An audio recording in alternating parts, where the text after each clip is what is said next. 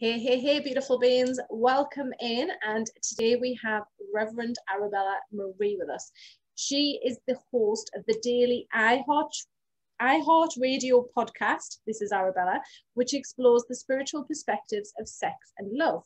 She's a twin flame, a psychic and channel for spiritual realms far and wide, loving to work with the Palladian and angelic realms in particular. After a spontaneous spiritual awakening in 2012, she has been walking her hero's journey back to self while sharing her spiritual gifts of energy healing and esoteric knowledge through her writings, videos, podcasts, and in-person healing sessions. So welcome, Arabella. Thank you very much for joining us today. Thank you so much for inviting me, Lindsay. I am so happy to be here with you. You're welcome. So let's start with your spiritual awakening, Arabella. What did that look like for you? How was it? Oh. Well, I literally woke up in October of 2012 and I sat up in bed and looked around and I'm like, oh, I can't live like this anymore. And how I was living at the time was I was in a body that was failing with illness. I couldn't leave my house. I had social anxiety so bad. I could barely get from the bed to the couch to lay on the couch all day. Wow. And within 2 hours, I had called this spiritual guru that I knew on Twitter. And she was many states away from me in the United States. And the girl, which was me, that was afraid to go out of her house, had booked a ticket to drive 4 hours to the airport, fly to go meet someone that I had never met before, stayed there. And in the first session, a bunch of stuff that I had been holding on to forever, especially about my father. We hadn't spoken in 22 years. After the session, I went and called my father. Wow. And then I ended up moving there to work with her day in and day out for 6 months. And the journey just kind of excelled from there. And I was married at the time. And part of what I was needing to let go of in order to be in my truth was that marriage, which had run its course, about 20 years prior. So lots of change. Yeah, exactly. And in such like a sort of like in such a short time as well, it sounds. So like, you know, I think in terms of like an awakening, sometimes it can have that effect on it, that things that like, whether it's a job of 20 years, a relationship of 20 years, you know, it can sort of be like, you know what, I don't want to be in here anymore. It's just that sudden moment, isn't it, of realization that your life needs to change. So was there anything in particular that had happened before that, or was it just literally you just woke up, like you said, one day and was like, that's it, something needs to change? You know, in retrospect, I had like a some type of awakening in 2008. And really, in retrospect, I remember now that I knew stuff when I was 11 clearly, but I always shut it down, shut it down, shut it down, shut it down. I stopped shutting it down in 2012. But the main thing was just, yeah, it was like someone flipped a switch in me. Yeah. And the rest is kind of history. Yeah. And yeah, I've just literally done an Instagram live talking about mediumship and sort of like saying that we're all born with this gift, but we often shut it down because we become more conditioned to society. You know, if our parents don't believe in us, we start hiding it away. You know, if we're around like teachers or school, etc., we sort of suppress it. So in terms of the work you're doing now, is that how you feel, that it was suppressed in childhood and was waiting to come? Oh, absolutely. Because I was actually raised with a mother who was New Age, and we're talking in the 60s and 70s. But she was too old to be a hippie. She always joked about that. But the family labeled her as being weird, crazy, strange. But I remember her doing healings on people and the animals on our farm. And she taught me how to do healing. Wow. But as a kid, I like, oh, I don't want to be crazy like mom. I'm not going to show that. I'm not going to talk about that. I'm not going to. I had a lot of wounding around that, actually, you know.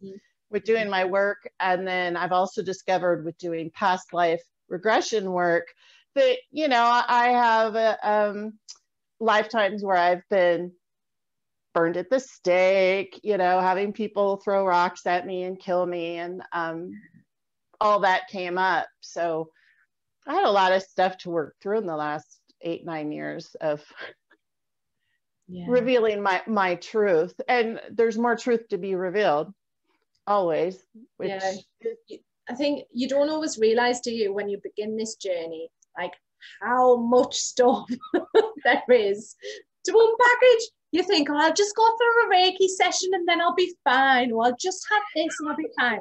And it's like, oh, I literally thought that, Lindsay. I remember that 2014, my first Reiki. Oh, this is it. It's just going to remove everything. Nah. Yeah. I was barely peeled that layer back. Yeah. Exactly. There's so much to uncover. And for me, like, I love, like, I do past life readings as part of one of the services, and I love seeing where people were and what that means in this lifetime for them. So, like, in terms of your past lives, you know, like you said, you've been persecuted and you've had rocks thrown at you. So is there like a past life that's really significant for you in this lifetime? Well, a couple. My family of origin that I, you know, here on earth, we're all intellectuals, genius level tested geniuses. I'm living with, I have dyslexia. Okay.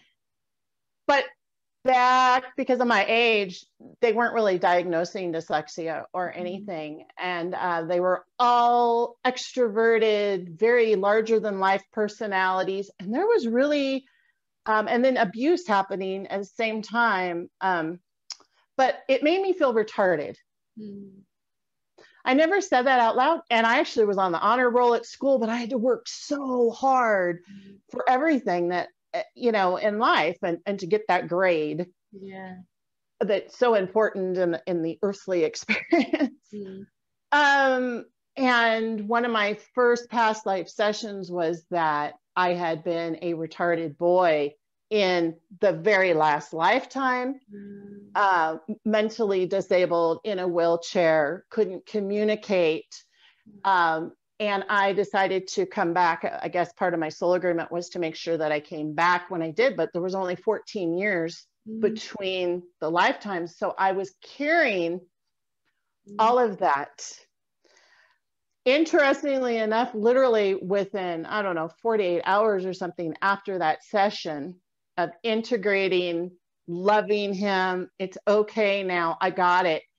This stuff shifted, and I can go take college tests now, and I'm like at the top of the thing. Wow. So that's just one example of how past life can, you know, I've also been a man in a lot of lifetimes. I've been a warrior that's killed, but I've way more lifetimes as a man. And I've, that has been a big hurdle for me on my journey to be the divine feminine. Because that's not comfortable for me. It's not even natural for me. Yeah. So I really resonate with that as well. It's like most of my friends are male, and I very much have, I'm so much more comfortable in my divine masculine energy and that doing and that action, do you know what I mean, and getting out there, than I am in my being. Yeah, like, and I so preach that now, like, just be the receiver and everything, and people are probably think that I'm all feminine, and I know it's because I've had to practice doing that, and every day I still do, like, just sit down and be for a little bit every day. I'm laughing just because I resonate with that so much. It's like, honestly, I do have to make myself do exactly the same, because otherwise I would either be in my laptop all day, do you know what I mean, or just doing. So yeah, completely resonate. Absolutely. So in terms of so you talk about connecting with the Pleiadians as well. Now for me, again, this is something I'm very passionate about. So where did your connection with the Pleiadians start to come in? Oh, that would have been 2015. I was living in a place called Joshua Tree, California, which a lot of people travel to because it's a spiritual mecca. I got a little cottage there and lived there. And I met another journeyer. And while her and I were helping each other on the journey at that time, the Palladians came to us and we started being, and I don't know if you know the area about UFOs or whatever, but that is an area where a lot of people see UFOs all the time. Wow. And lots of reported sightings. Yeah. So we started getting sent to the strangest places. So we would go to road trips or whatever, like 2 hours to the beach, and we're sitting there and there's these vortexes of energy and we are levitating and like out of this world stuff happening. And then they started communicating with both of us. They were actually had ships in the desert area where we were living, and then also just off of the Pacific Ocean, off the mainland there of the United States on the West Coast. And, you know, you kind of think you're crazy at the time, so you're looking for confirmation. And so we started looking at UFO sightings and stuff. And sure enough, we kept finding them around the same time periods. Other people had seen them, reported them, gotten pictures. So it kind of went from there. And then it went offline for a while. I went into my dark night of the soul in 2016. And kind of took a break from twin flames, from the Palladians, from everything. I was, well, you know, it's like death on earth, but you're still alive and breathing. Yeah.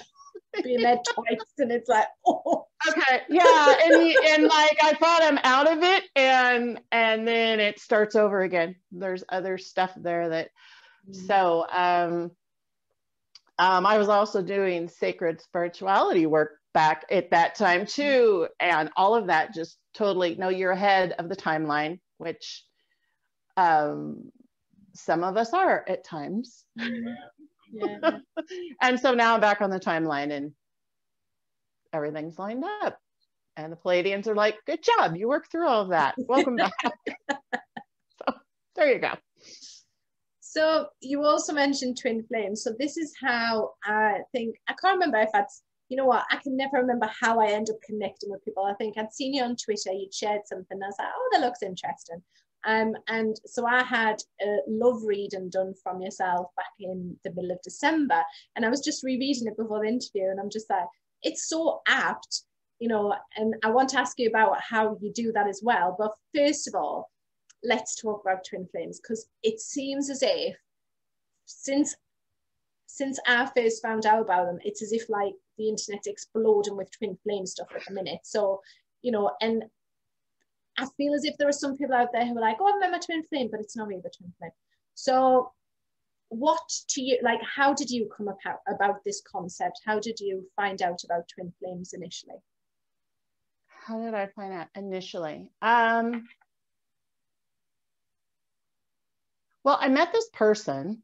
I was, thank God for social media, I swear. I was, oh, okay, let me backtrack. Back to 2013, after working with the spiritual teacher for 6 months, that time was up to go back to my marriage and wrap that up and all of that. The day I got home from Colorado, I was guided, I was on LinkedIn of all places, and I was guided to send a friend request to this very good looking guy. And I'm like, why am I doing this? But I did it anyways. I didn't think about it again. Then about 9 months later, I was done with the husband. I so wanted to get out of there, but by being in his presence, like all the physical stuff had come back. All the physical pain. And I'm laying there for weeks on end, and I'm like, I'm done. Send me my equal, because I'm done with this thing. Like, he doesn't want to learn anymore. I've been here for a long time. 2 weeks later, this guy finds me on Twitter. and we start communicating. And then a little bit after that, we have a phone call, and I realized it's like 1 year to the day after I had sent him this request on LinkedIn. And it was like talking to myself on the phone, and all that ego stuff that we always have. We're on best behavior, and oh, I don't want to say that, or I have to act a certain way. None of that was present at all. That's how it was, very pure, and like I had known him forever and everything. And I remember being on Facebook, and I kept seeing this word twin flame, twin flame, twin flame, twin flame. Like someone I knew as a friend was a member of a twin flame group. And at the same time, he and I, the energy starting to build, and we're communicating more and everything. And then I had a Kundalini awakening, and all the tears that I had held in for 45 years of my life started coming out. Yeah. And then read about the concept, and I'm like, oh, wow. So it happened very, very, very fast and very powerful. And we had telepathy. I'd never had telepathy with anybody. I knew about telepathy, but we had telepathy that kicked in within a week, and it just grew from there, like, like an explosion of sorts. So how, if someone's watching this and they've never heard of twin flames, like, how do you define what a twin flame is? I define it as it is one exact same soul, and it happens to be into two different bodies. And it has the two different polarities of yin and yang. And you put the two together, and they're perfect complements, because they're you and you're them. And the reason that it feels painful to our ego is because it pulls up everything that the ego's been trying to hide all the years. And I recorded a video last night, and I was talking about this, where he has shown me my full potential that I've been denying. So at this point, it's such a blessing, and I'm so grateful to him. And it's very much about the flame inside of me that I was trying to put out, but I subconsciously didn't even realize that, like, he ignited that flame that I was. And because for me, like, when you meet your twin flame, there is a journey following that, isn't it? It's not like you meet your twin flame and then it's not like Disney, you know, you don't meet them, you fall in love, and then you're going to live together happily ever after, is it? It's more, it's intense. Yeah, no. Everything that you think love is, just throw it out the window. Because that's all your ego, all the conditions society tells you it is. I had the blessing of getting to work with him. We did some work for humanity together in this world, and we pulled it off flawlessly. I got to experience that perfect compliments as we, helped each other and flowed together and all of that. And I'm like, yes, I'm thinking, yes, it's perfect. Like, it's great. And then I get an email from him 2 weeks later saying, yeah, I can't do this. I'm clusterfucked. Like, I don't know what to do. And all of this. And we were both married at the time. Now we're both not. Yeah. There's, my whole life is different, like absolutely different in every way. It's funny, isn't it? Because it very much does change you. And, initially I was sort of the same as you. So I met my twin flame randomly at a festival, and I was like, had this instant connection. I was like physically attracted, emotionally, spiritually, just on every single possible level. And I remember coming home, and I was seeing, like, I called upstairs, and I was like, what is this? I was like, I can't stop thinking about him. It's driving me mad. I'm going crazy. And I just got the words twin flame. So I Googled it, and then I was like, this is what it is.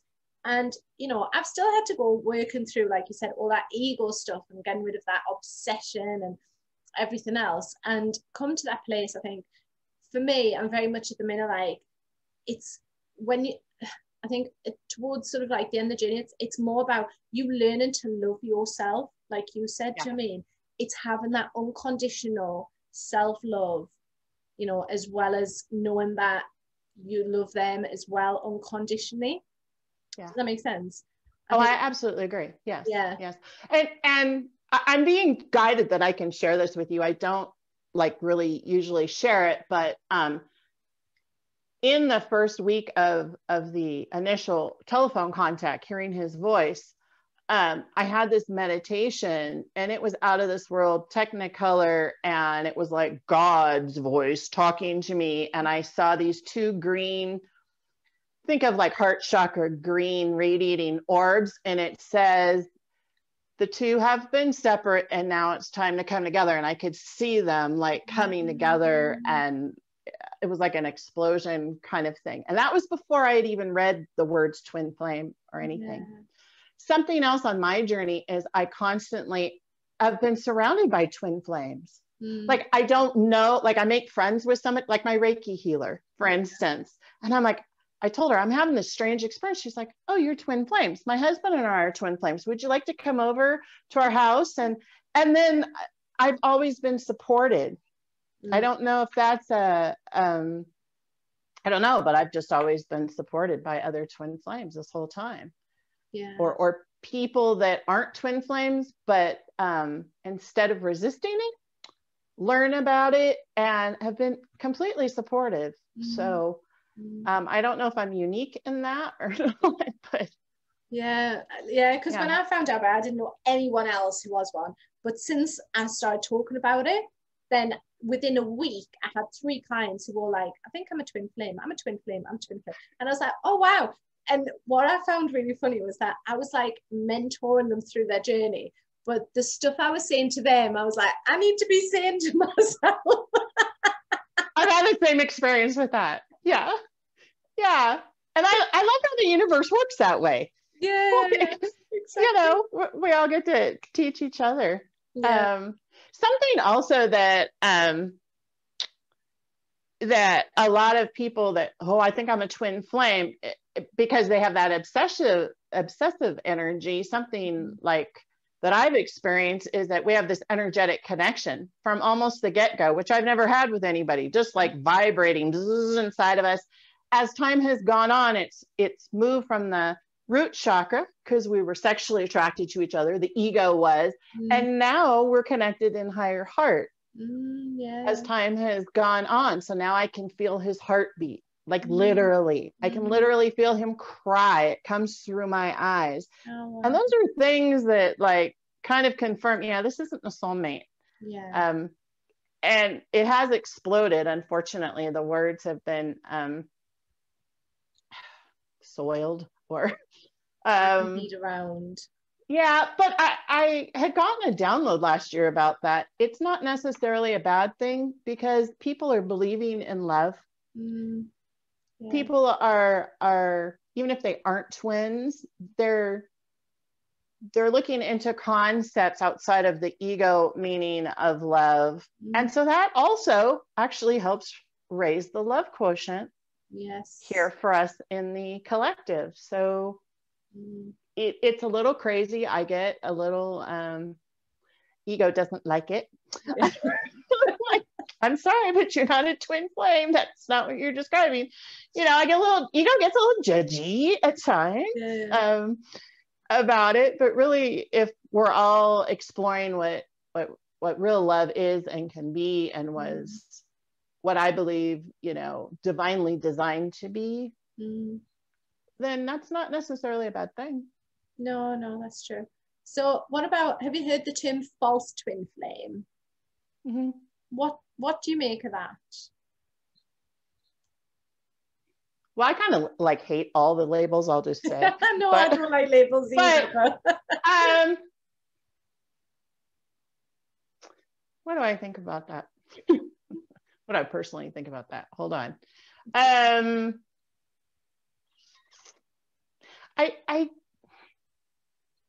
don't think it's helpful. Like, I don't think false twin or separation or runner and chase, I don't think any of that is particularly helpful. I have met someone that I was told was my soul flame. He looks just like my twin, like wow. physically. Yeah. And I was trying to make him into my actual twin because it has a soulmate ease to it, but the flame is that there's this energy and passion to it and everything. And what's interesting about that is it was just last week I communicated with him and realized, oh, you're nothing but a dirty dog. So but I was trying, because he showed up in this perfect package and he said the right things. Then he's married, we find out, and then he like throws me under the bus and then like all this stuff. Yeah. When actually the twin, and this is something I think that we don't like to look at, the twin has always told me the truth, even when I don't want to hear it. Yeah. Okay, whether it's about other women or now I don't want to be with you or whatever, he never has lied to me. And I think that that's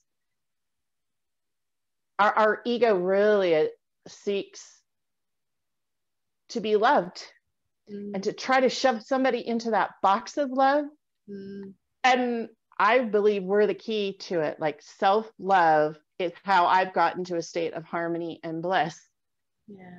And yeah, my ego has opinions once in a while because we have more layers. We have more layers to peel off. I get it. You know, we're all works in progress, but it wasn't until I focused on myself unconditionally that I got out of that constant pain, sobbing, purging, being angry at him. Yeah. I feel that. Yeah. I went through very similar. I was like sobbing on my settee. I was like, why am I crying so much? Do you know what I mean? And then being so annoyed at him and so angry, you know, and like when I read through my journal, I'm just like, oh my God, you know, reading it now, I'm just like, I'm really sorry I was so angry. But I actually, this full moon did that to me. I'm a Leo, and this Leo energy like, oh, I was still hiding some like, where the heck are you? I hate you. And then I go back to my Zen and I'm good. Yeah. So in terms of, so you do readings. So at the minute, your readings are on Etsy, aren't you? So when you do your readings, like, because they're typed up on them, they're sent over. So is it that you're sort of like connecting with spirit to ask what you need and then just type in the message, or how do you do the readings for twin flames and for love, etc.? Oh, sure. I have kind of a process. I ground. I look at their names. I say open channel, and I'm sitting there at my keyboard and I just start typing. And most of the time my eyes are shut. Oh, wow. And then I go back and edit it. Yeah. But I don't retain any of it. So it's kind of funny when I get feedback sometimes. It's like, oh, because I don't remember. I just tap into the energy. It's I just flip that switch open and then turn it off. And then I always send distant energy healing, especially to the twin flames. A lot of times there's stuff in the heart still that can use a bit of transmutation. So, but yeah, it's pretty easy process. And I do oracle card readings and I use tarot, but really it's all channeled information. I look at the visual, the energy on the card. And so I'm different that way. And sometimes the traditional tarot readers get irritated with me. It's like, that isn't what that card means. I'm like, well, in this situation. Yeah, no, I'm with you on that completely. Okay. Completely. Yeah. So, yeah, because I've shared several times, like when I'm doing readings, I'm like, say for example, you've got the Tower card, you know, and I'm like, even though it's the Tower card, you know, I could read this for 3 or 4 people and it could have different meanings for every single person. And I can say different things. I'm not going to say, well, this is the Tower card and this is what it means. And that's it. Like you said, right. It's like a tool, isn't it? Do you know what I mean? Just to a visual to show someone, and then you're literally going right upstairs, right, what does this person need to know through this card, and sharing that information. Right. And actually for me, playing with the cards is kind of like just fun and amusement, because I don't really need them. Yeah, like, I know. I'll just tell you about you, but it's not even me.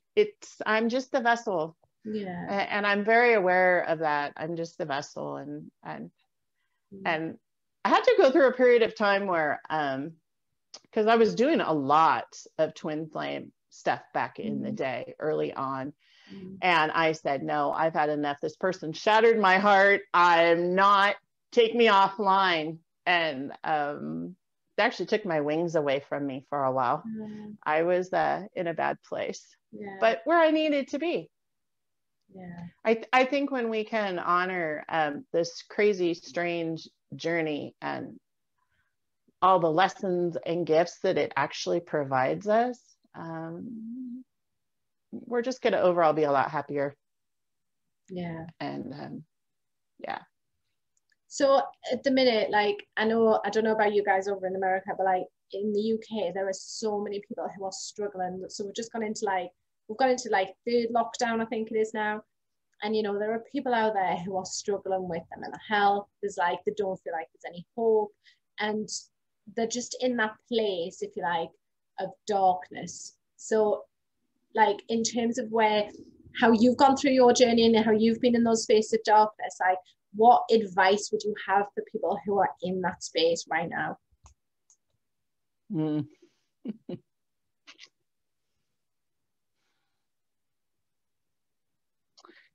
Well, I realize it's very difficult. I've people personally in my life that aren't to the realization level of that this is actually kind of a gift. That this quiet time is so that you can go within yourself and get comfortable with yourself and look at all those things you've been hiding.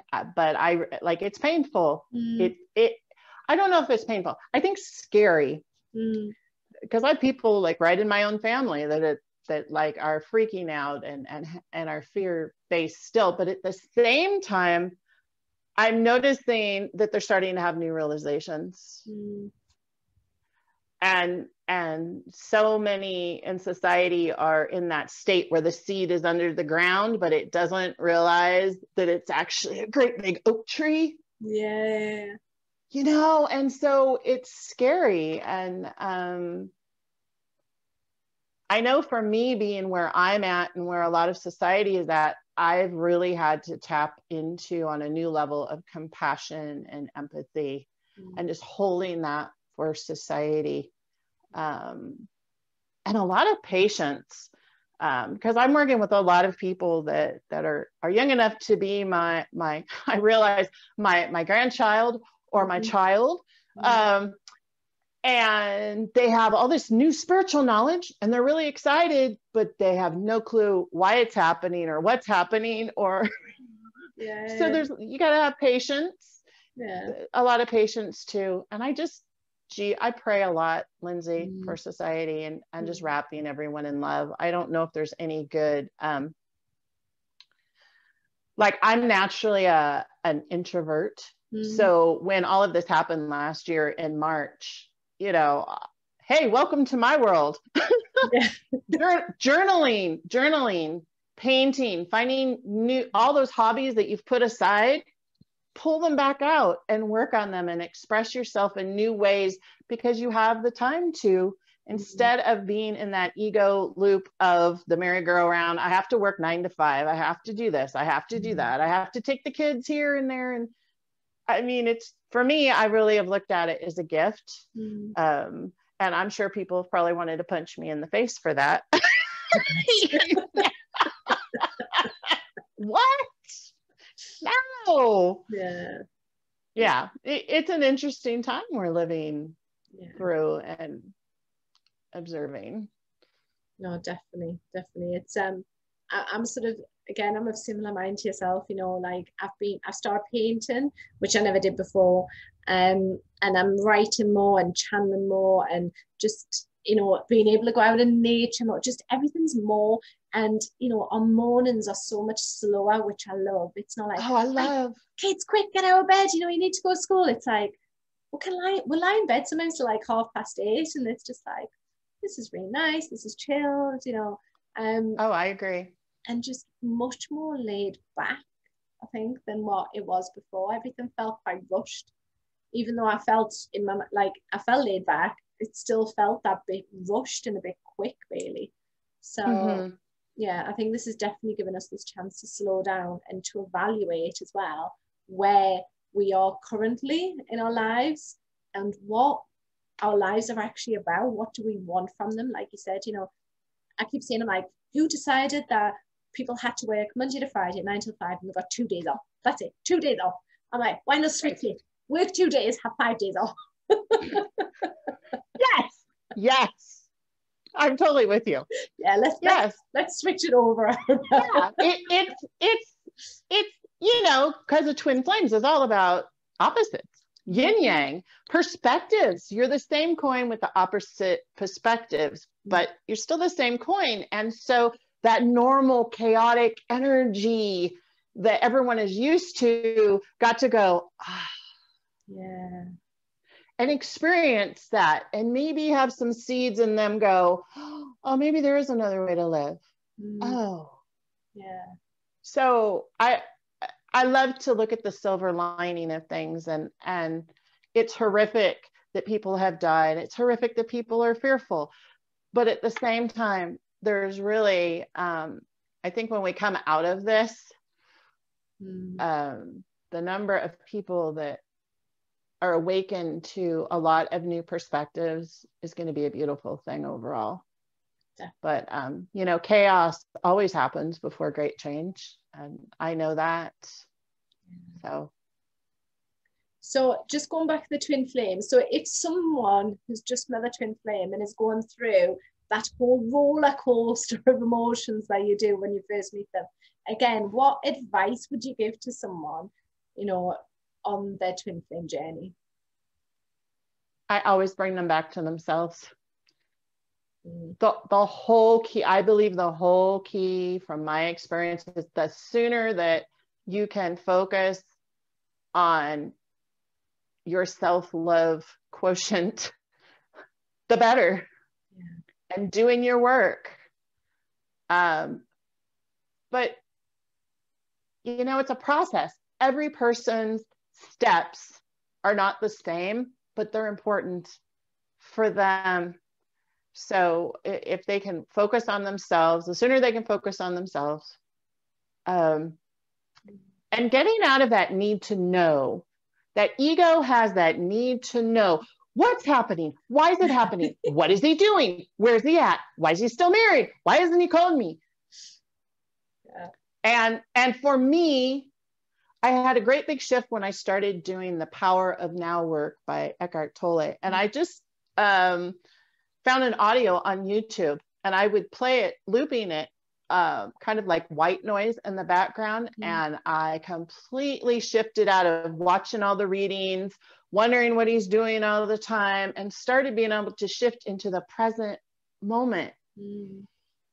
And acceptance of it is what it is. I have a personal guru and friend, it is what it is. Yeah. That's acceptance. And I have a beautiful connection with my twin. Like it's amazing.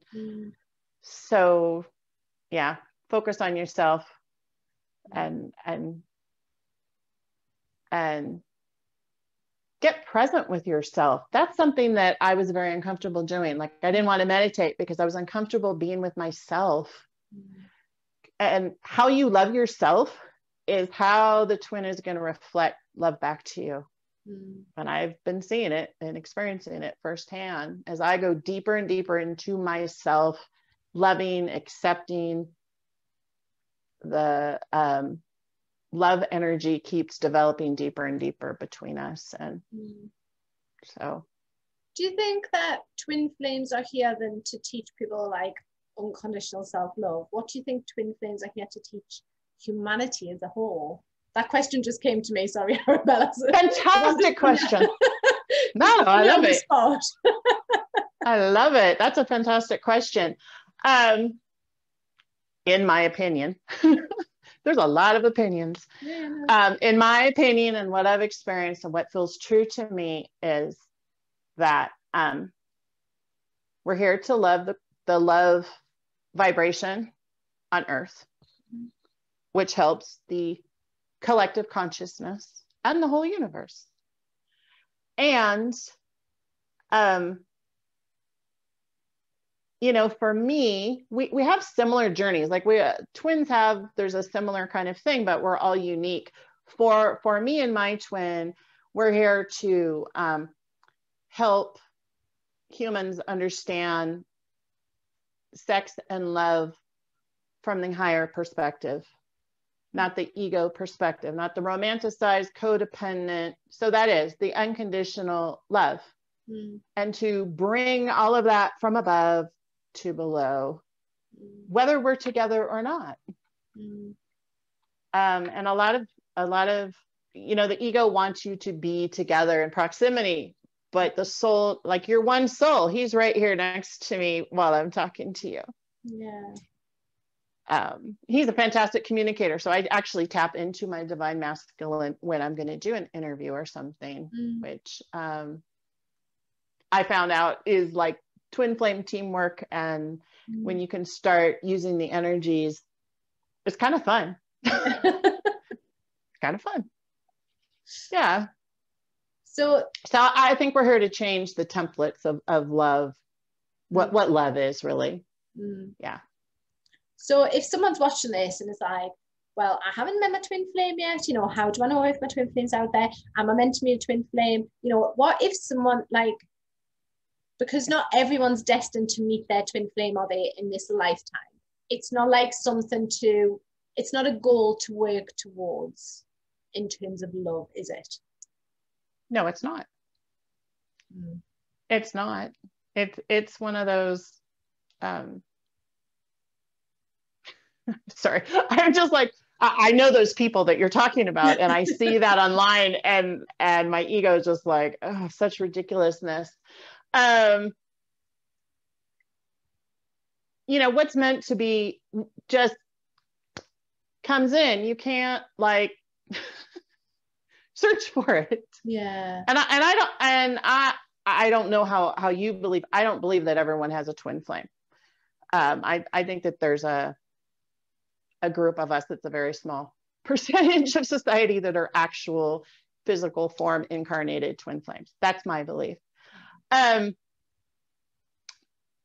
So no, don't go searching for it. All you can do is, as the law of attraction teaches us, like attracts like. So I'm always saying, become your own lover, not conceptually, but like become your own lover. Get to know everything about you, because we're so, I think as we age, particularly because I was in my 40s, I was in my 40s, man. I'd been married for decades when I fully woke up, and I had so much conditioning on, oh, I'm a mother, I'm a wife, I'm a caretaker, I'm a cook, I'm a this, I'm a that. Where's me? I had no idea who I was. So find out who you are without all those influences in this life and the past. Yes. Yeah. If you are a twin flame, they're going to find you. There's no way they're not going to find you. Yeah. Or you'll find them. Yeah. And it's like, happen. Yeah. So like for me, I didn't even know what a twin flame was before meeting them. And I think, from people that I've spoken to, that's often the way. It's like, it's not even in your awareness. And then you become aware of it. And then you have this, it's like, to me, it's like an added layer. Sorry, it's a Geordie way I say of layer. I can't say the proper word. Layer of the journey. Okay. Do you know what I mean? It's like, you've gone through your dark night, so you've gone through your spiritual awakening. It's like, right, how else can we make you feel really uncomfortable? And how else can we push you through that growth that you need, you know, to that self-love place? And it feels to me, it's like, you know, because I was quite happy doing what I was doing before I met my twin flame. I was like, I'm quite enjoying my life. I'm loving myself. You know, I was loving what I was doing.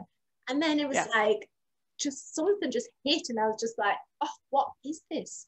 You know, and just going, like you said, further down, and like fear of abandonment coming up, fear of rejection coming up, massive things, you know, which has taken like a while for me to like work through, etc. And I remember I remember saying to him, I was like, you know, considering that I'm not actually in a relationship with you, I was like, this is the biggest learnings I've ever had, you know, from meeting someone. And it's just like, oh my God. And isn't that, I think that's also a key, that when people are like, is this person my twin flame? If you're not having a spiritual awakening and they're not like a catalyst to your life, and the universe, once you meet them, like takes you and puts you upside down and shakes you around, that's a good sign right there that they're probably not a twin flame. This is about awakening and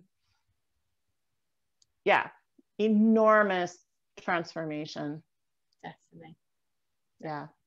But there's like I said, you know, there is a lot, like, and I've seen this, you know, there are so many readers, and I've been down that path as well, of obsessively watching the readings day after day, going, what's your divine masculine saying? And I'm just like, after 3 months I was like, oh my God, that's it, I've got to stop now. Do you know what I mean? But then there was a lot of people commenting saying, you know, oh, my divine masculine is abusing me and he's doing this. And it's like, your twin flame will not do that to you. You know, they're not physically abusive. So for me, I'm like, that is not a twin flame. I agree with you.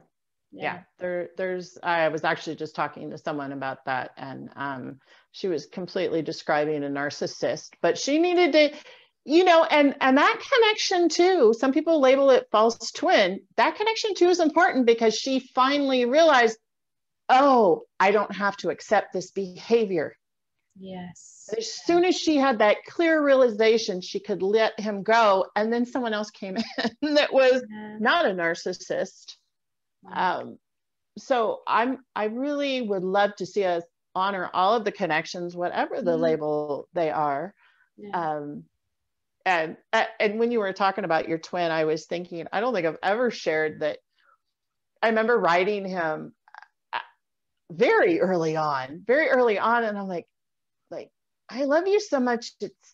It's almost like you're my brother, because there was this purity to it.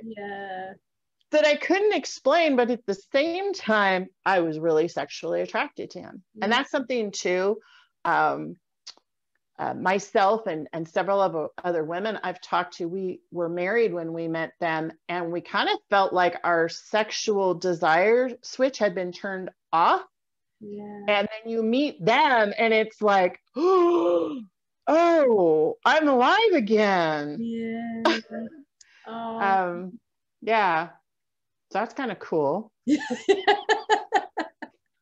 was for me. I'm like, oh wow. And it's interesting that you know about narcissists as well, because my ex-husband was very narcissistic in his behaviors, and really and I suppose, I don't know whether it was because of like the tools that I had or the knowing that I had, but I knew that I didn't want to go through sort of like the court systems, and like I was doing quite a lot of healing work whilst we were in the process of separation. And for me, like, I've been able to sort of be like so grateful to him, because I'm like, if I hadn't have met him and been in that space, in that relationship, you know, I wouldn't be the person that I am now, you know. And absolutely, for me, it's like when empaths and narcissists, if you want to use labels, come together, it's like when you come out of that relationship, it's like your light has been dimmed so small, and all you can do from there is to grow that light bit by bit by bit until you're literally like shining like a beacon, you know. Because there's nowhere else to go apart from like when you've got that space, is there? There's not. No, you can't hide from yourself anymore. That's where you get to. Yeah. So it's a massive, like, for me, it was a massive learning process, learning who I was again after that. And because, like you said as well, I'd become lost in this label of like being a wife and being a mother. And that was it. You know, there was nothing else really at that time. I was like, I don't even know who I am anymore. And Yeah. going along that journey of rediscovering what I enjoy doing and who I am and what I like, is actually quite awesome. Oh yeah. Yeah. Yeah. And you know, I think a lot of people would be a lot happier if they can get to the mindset of what am I learning from this? What's the lesson? For me, that's what my spiritual journey is. Every situation I have that bothers me, or doesn't work out the way I think it should, it's like, if you go to, what is my lesson here? And is this a repeating cycle? Like, is this person just a different face than this person, or whatever? That's how I've been able to keep moving forward, instead of being, because historically, like, I would just stay in the old story of, I'm a victim, they don't love me, blah, blah, blah, blah, blah, blah, blah. Like, just never seen a silver lining, never seen the lesson. And so when you don't realize we're just here to learn, really, we're just here to learn, life becomes a lot lighter and enjoyable. But I've only had that realization because of everything I've gone through. And that's the thing, isn't it? I remember like being told, you know, oh, Lindsay, why do you know, learn from me, learn from my experience. And I'm like, I can't, until I have my own experience of something, I cannot learn from anyone else's. And you know, we can only learn, can't we, from our own experiences and challenges, and the way that we learn to deal with them and handle them. And that's reminding me of, like, when I first woke up, I was so excited. I wanted to share with everybody this new knowledge and heal everybody. And it came across as kind of shoving it down their throats. Instead of the alternative of, now I've learned to just hold compassion and patience for them while they take their own steps to get where they need to be.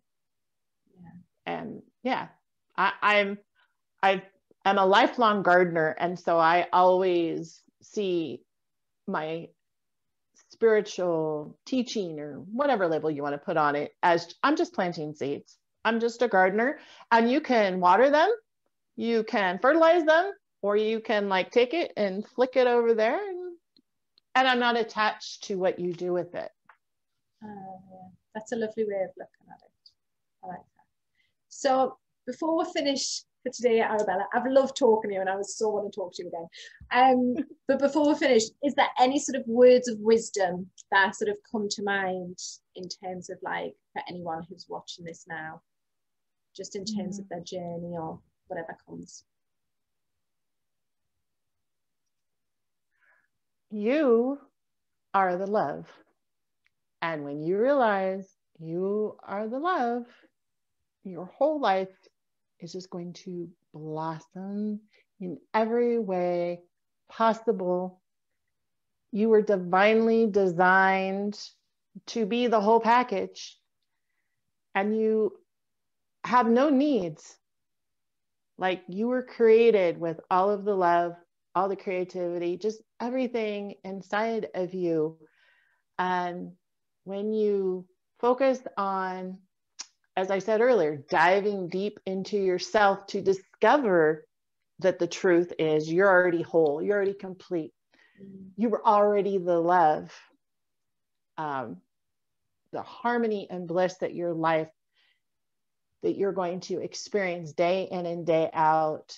I know for me, like even when I'm working, it feels like I'm playing, I'm in joy and happiness. So yeah, you're the love.